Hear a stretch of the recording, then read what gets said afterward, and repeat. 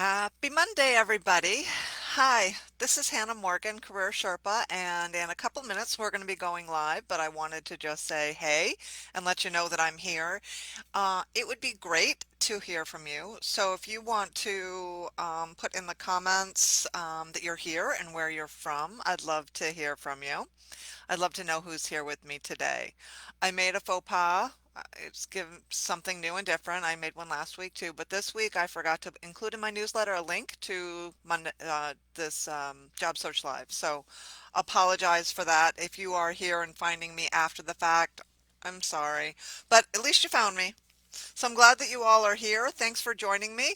We're going to get started in just a minute, and I'll be talking about this week's Summery Sunday, which was about revitalizing your job search. And really, what I want to drill into you is that for the next 30 days, you can't put your job search on hold. That's what I'm going to be sort of driving home.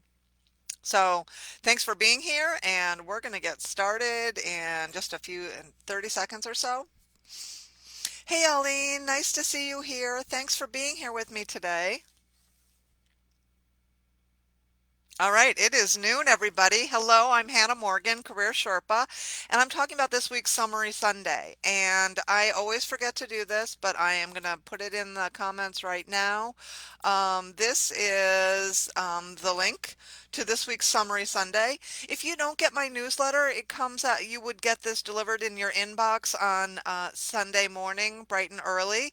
And so it would give you something to catch up on over the weekend. But if you're here now with me, I really appreciate it. Um, so this week, as I was saying before, and I'll say again, my concern for you all as job seekers right now is that we're headed into the holiday season, and I want to make sure that over the next 30 days, you do not take a break. Yes, you can ease up a little bit on your job search, but I don't want you to take a break because this is what I know from years of doing this and from talking to recruiters right now and to talking to resume writers right now. There are companies that are still hiring right now, and this happens every year around the holidays. Job seekers think, oh, nothing's really happening. I don't really need to work on my job search. But one of my friends, Deb, said because she was job searching and responsive and applying for jobs and talking to people around the holidays, she was able to land the best job she ever had. This was years ago, but she said that one of the reasons why she was able to land the job and others weren't even considered was because she was responsive and interacting with people throughout the holidays.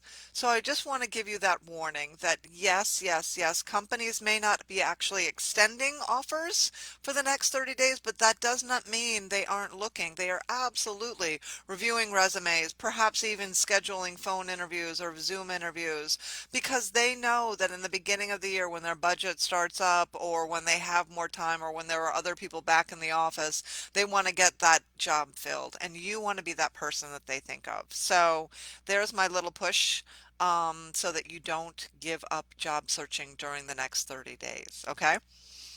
So we're going to be talking this week. Summary Sunday had the one of the some really great posts. One on what the modern resume trends are, so that you can stay up to date with what those are. Probably one of the most comprehensive video interviewing guides I've ever seen, and I want to call that out. LinkedIn announced this week or last week their new list of top voices for job search and careers, and I want to make sure that you follow those people on LinkedIn.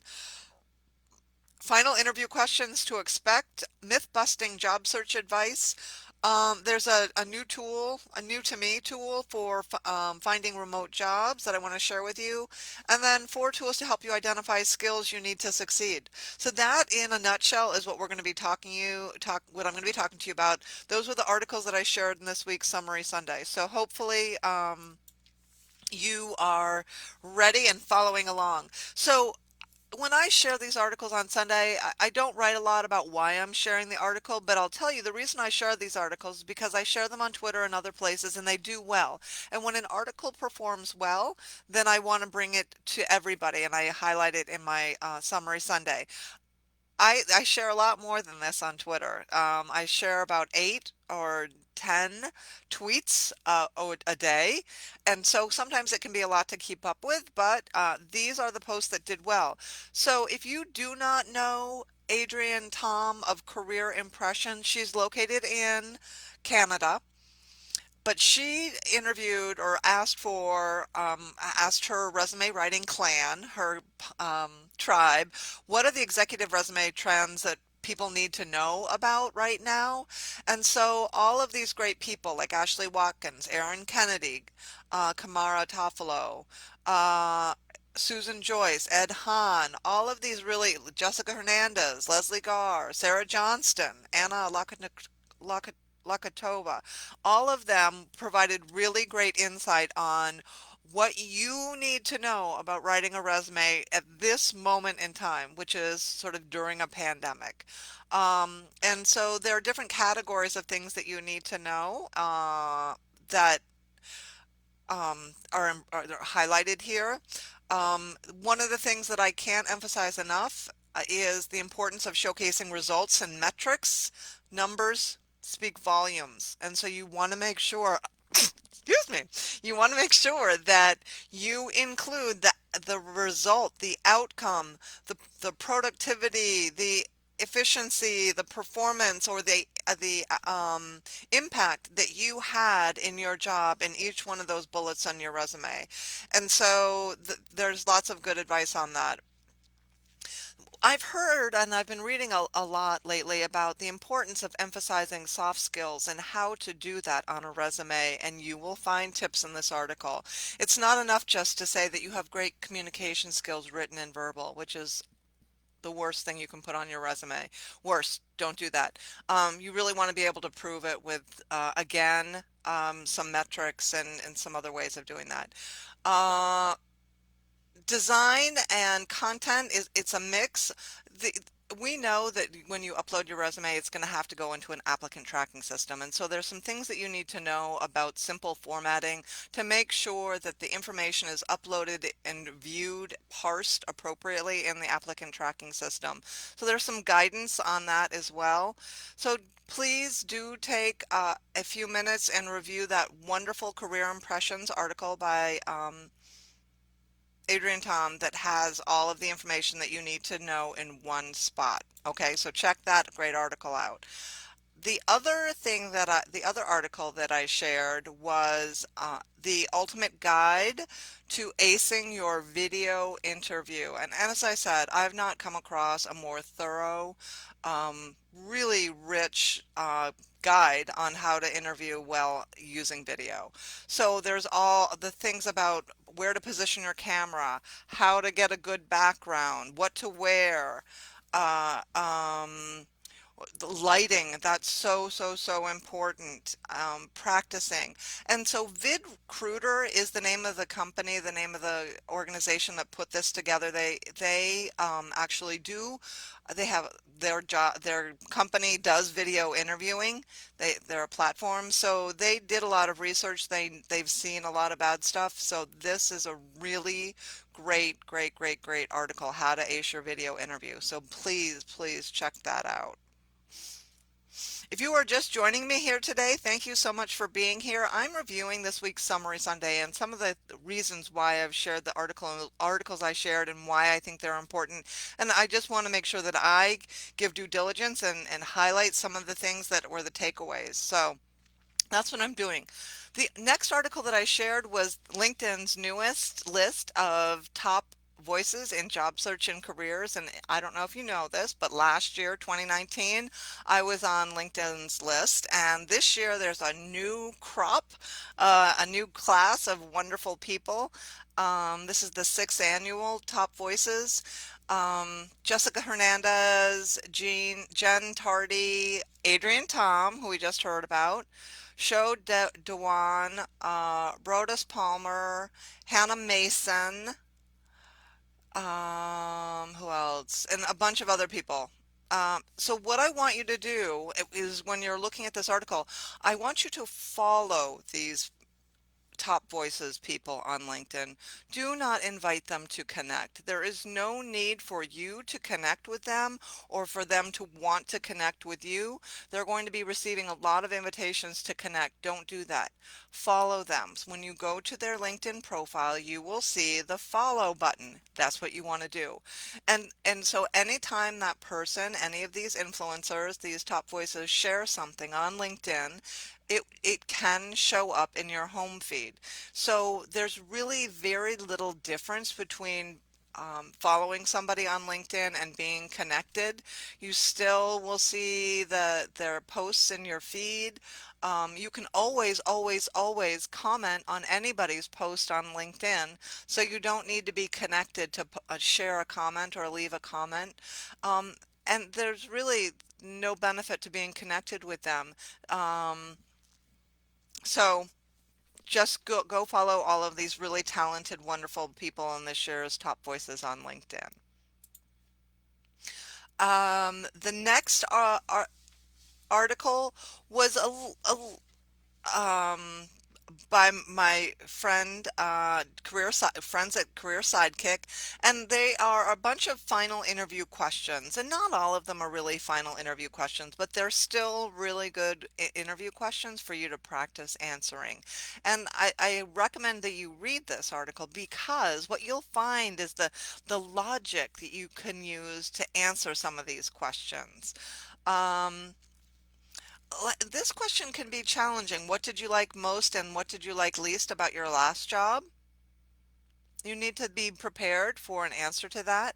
What sets you apart from the other candidates? This is always a tricky question because you have no idea what the other candidates look like and what their backgrounds are, but what you do know and what you want to emphasize is why you are a fit for this job based on the conversation that you've had so far during the interviews and what you really like about the job and why you would like to work there. So don't be lured into worrying about what the other candidates might have versus what you have. All you want to focus in on is what you have that makes you a great fit for this job. The next question, which can happen and probably does happen during the final interviews, is do you have other interviews happening? And this is tricky. You don't want to lie. You don't want to, even a white lie, you don't want to tell them that you do if you don't, or if you don't, if you do. So there's some logic here that you want to let them know if you are, in fact, actively searching for a new job. You may say something like, well, as you know, I've been job searching for the past 3 months, so I'm in various steps in the process with several different companies. And if it's true, but I'm most interested in working here with you all, and let me to remind you why that is. That's really, if you can say that and it's true, that's great. If you don't know that you really want to work for them or you're not sure you really want to work for them, don't say that because that's not true and you don't want to lie. So be prepared for that question. Do you have other interviews happening? You do not need to list the companies that you are interviewing with. You should not do that. And you don't want to give them too much information. It's all they need to know is whether or not you are interviewing with other companies, right? And you don't need to provide any other details other than that. If you are in fact in a final stage of an interview, or if they ask you, are you expecting other job offers? If you are in fact anticipating other job offers, then you can carefully, without again providing any more detail other than, as a matter of fact, there is one company that I am in the final stages of an interview with. I don't know for sure if I will be receiving an offer, but um, we have gone through several interviews so far, right? But again, don't give them too much information. They don't need to know that. And really, if the more they know, the less you have to bargain with. So we want to keep them a little bit in the dark. What is your desired salary? I think you probably have already been asked this question 2 or 3 times before on the application, the beginning of the interview process. They may ask you again what your desired salary is. And at this point in the conversation, you have a much, much, much better idea of what the job really entails. because you've been through several interviews. If you have any reason to think that what you had told them earlier in the process was too low of a number, or you would be at the higher end of the spectrum based on the knowledge you have now of the job, always use a range. So based on my understanding of the job so far, and what we've and what we've discussed, I think that, a viable salary for this kind of job would be between X and Y. And based on my research, this certainly aligns with that as well. What what is the salary that you were considering offering, or what's the range your company is offering for this position? Okay.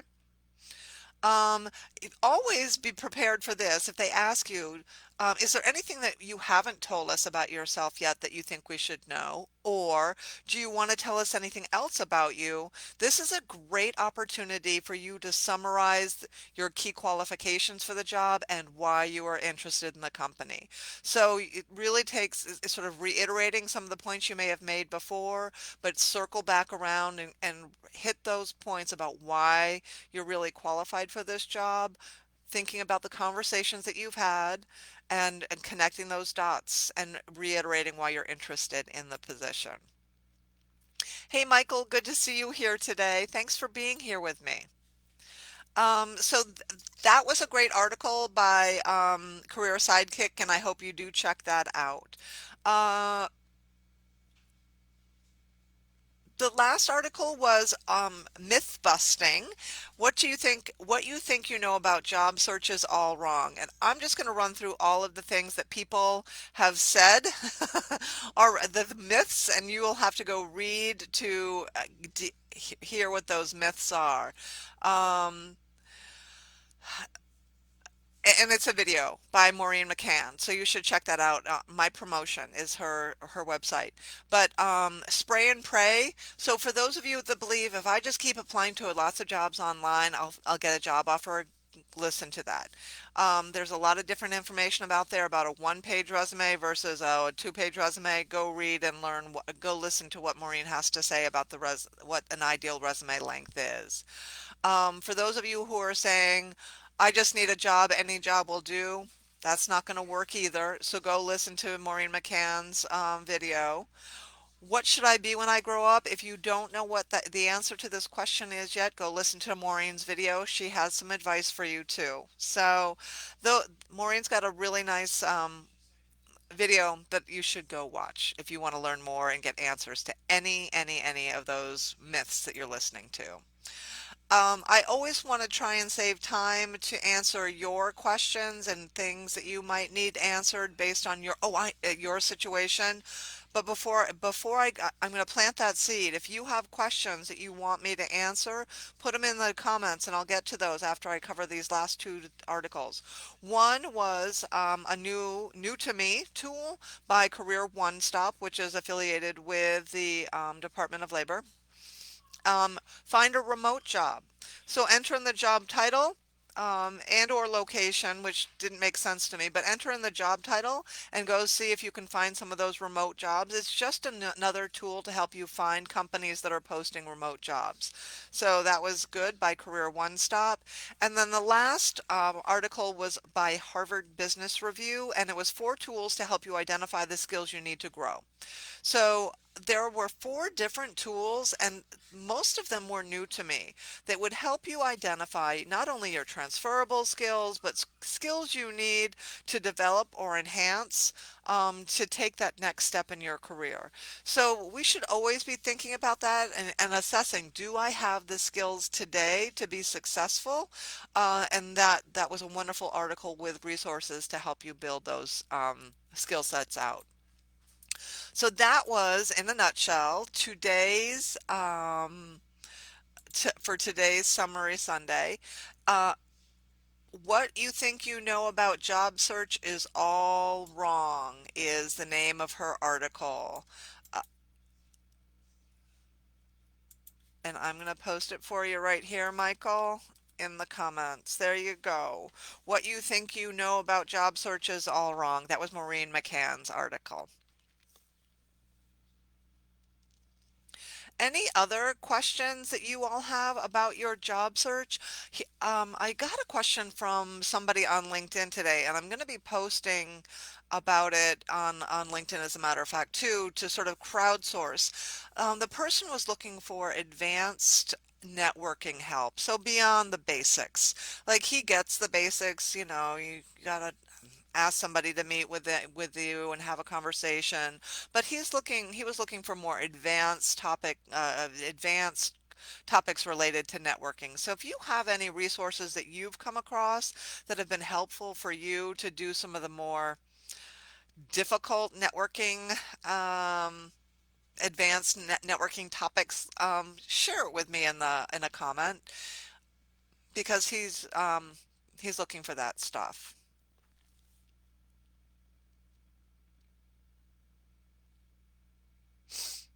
Are there any questions that you all have or scenarios that you are facing?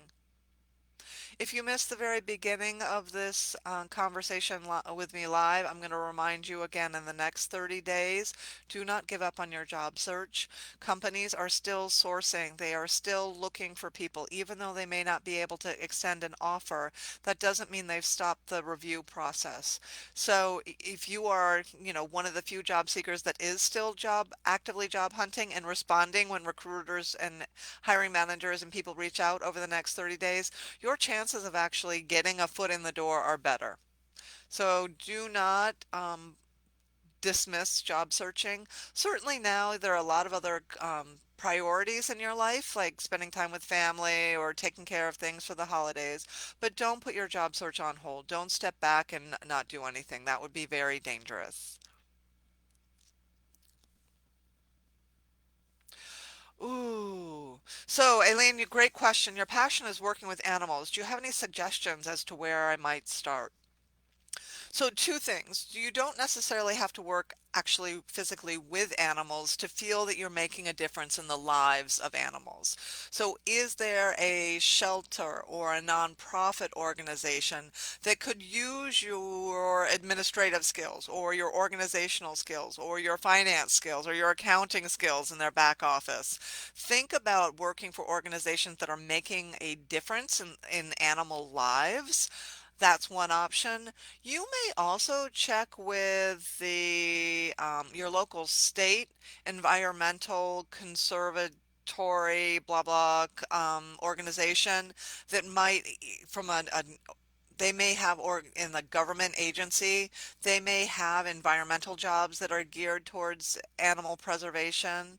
There may be even a college or university in your area that needs people to work in research labs. I know that's not always a good thing, but you never know. May need people to care for the animals in research. So those are some ideas that may help you.